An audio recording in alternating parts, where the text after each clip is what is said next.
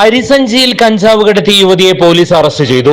ഒറീസ ഗഞ്ചം സ്വദേശിനി 41 വയസ്സുള്ള താനു നാഹയാണ് അറസ്റ്റിലായത്. ഇവരിൽ നിന്ന് 2 കിലോ കഞ്ചാവ് പിടികൂടി.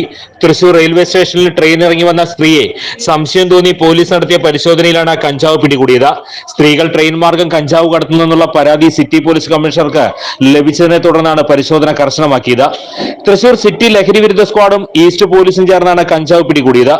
റെയിൽവേ സ്റ്റേഷനിൽ ട്രെയിൻ ഇറങ്ങി പുറത്തു വന്ന താനുവിന്റെ കയ്യിൽ വെച്ചുണ്ടായിരുന്ന സഞ്ചിക്കുള്ളിൽ എന്താണെന്ന് ചോദിച്ചതിൽ അരിയാണെന്ന് പറയുകയും വിശദമായി തുറന്നു പരിശോധിച്ചതിൽ അരിക്കുള്ളിൽ 2 കിലോ കഞ്ചാവ് ഒളിപ്പിച്ചു വെച്ച രീതിയിൽ കാണപ്പെടുകയായിരുന്നു.